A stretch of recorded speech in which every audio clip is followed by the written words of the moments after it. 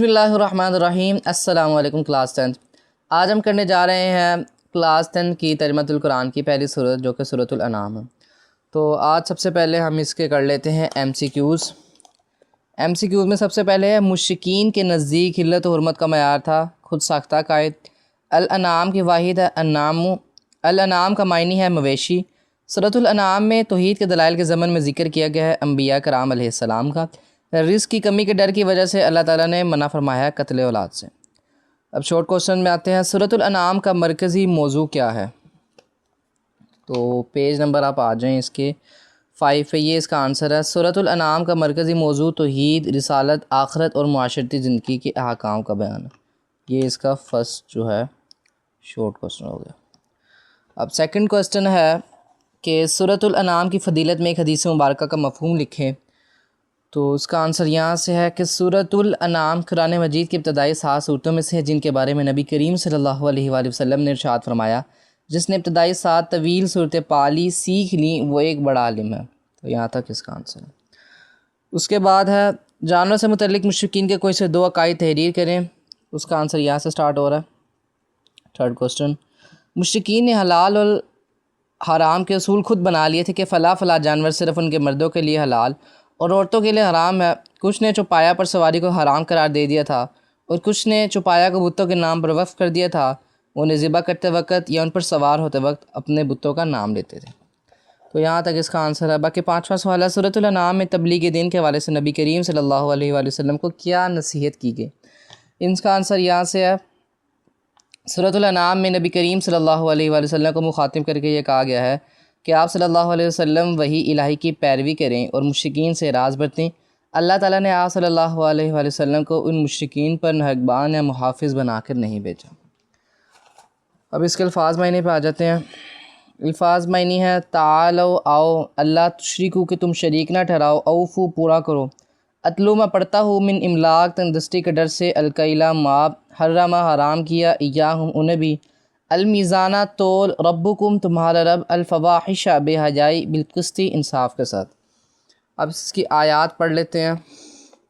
آیات اس کی سٹارٹ ہو رہی ہیں یہاں سے، 2 ہی آیتیں اس کی،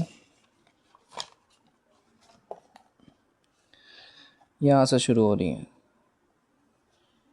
تو 3 یہاں سے، قل تعالوا اتل ما حرم ربکم علیکم الا تشرکوا بہ شیئا وبالوالدین احسانا ولا تقتلوا اولادکم من املاق نحن نرزقکم وإیاہم ولا تقربوا الفواحش ما ظہر منها وما بطن ولا تقتلوا النفس التي حرم اللہ الا بالحق ذلکم وصاکم بہ لعلکم تعقلون۔ آپ صلی اللہ علیہ وسلم فرما دیجئے، آؤ میں پڑھ کر سناؤں جو کچھ تمہارے رب نے تم پر حرام کیا ہے، یہ کہ اس کے ساتھ کسی کو شریک نہ کرو اور والدین کے ساتھ اچھا سلوک کرو اور اپنی اولاد کو تنگ دستی کی وجہ سے قتل نہ کرو، ہم تمہیں بھی رزق دیتے ہیں اور انہیں بھی، اور بے حیائی کی باتوں کے قریب مت جاؤ جو ان میں سے ظاہر ہیں جو پوشیدہ ہیں، اور ناحق اس جان کو قتل نہ کرو جسے قتل کرنا اللہ نے حرام ٹھہرایا ہے۔ یہ ہیں وہ باتیں جن کی اللہ تمہیں وصیت فرماتا ہے تاکہ تم سمجھ سکو۔ ولا تقربوا مال الیتیم الا بالتی ہی احسن حتی یبلغ اشدہ وَأَوْفُوا الْكَيْلَ وَالْمِيزَانَ بِالْقِسْطِ لَا نُكَلِّفُ نَفْسًا إِلَّا وُسْعَهَا وَإِذَا قُلْتُمْ فَاعْدِلُوا وَلَوْ كَانَ ذَا قُرْبَىٰ وَبِعَهْدِ اللَّهِ أَوْفُوا ذَلِكُمْ وَصَّاكُمْ بِهِ لَعَلَّكُمْ تَذَكَّرُونَ۔ اور قریب مت جاؤ یتیم کے مال کے مگر تو اس طریقے سے جو بہت اچھا ہو یہاں تک کہ وہ اپنی جوانی کو پہنچ جائے، اور انصاف کے ساتھ ناپ تول پورا کرو۔ ہم کسی شخص پر اس کی طاقت سے زیادہ ذمہ داری نہیں ڈالتے، اور جب بھی بات کرو عدل کرو اگرچہ کوئی رشتہ دار ہی ہو۔ اللہ سے کیے وعدے کو پورا کرو، یہ ہیں وہ باتیں جن کی اللہ تمہیں وصیت فرماتا ہے تاکہ تم نصیحت حاصل کرو۔ وَأَنَّ هَذَا صِرَاطِي مُسْتَقِيمًا فَاتَّبِعُوهُ وَلَا تَتَّبِعُوا السُّبُلَ فَتَفَرَّقَ بِكُمْ عَنْ سَبِيلِهِ ذَلِكُمْ وَصَّاكُمْ بِهِ لَعَلَّكُمْ تَتَّقُونَ۔ اور بے شک یہ ہے میرا سیدھا راستہ، پس اس کی پیروی کرو اور دوسرے راستوں کی پیروی نہ کرو، وہ تمہیں اس اللہ کے راستے سے الگ کر دیں گے۔ یہ ہیں وہ باتیں جن کی وہ تمہیں وصیت فرماتا ہے تاکہ تم پرہیزگار بنو۔ تو یہ تھی ہماری آیات، اس صورت کی 3 آیات تھیں، اور جو لانگ کوسچن ہے وہ اس کے بھی وہی ہیں، اور یہ آیات ہو گئی ہے 3 ہی تھی اس کی۔ اور سورۃ الانعام کے بنیادی مضامین، تو یہ لانگ کوسچن ہے، بنیادی مضامین جیسے سٹارٹ ہو رہے ہیں، آپ ایک بار پڑھ لیجیے گا۔ اس کی یہی ہیڈنگ ہے کہ مطلب بنیادی عقائد کو تفصیل سے بیان کیا گیا ہے۔ پھر مشرکین کو تخلیق انسانی، اس صورت میں مشرکین کا طرز عمل۔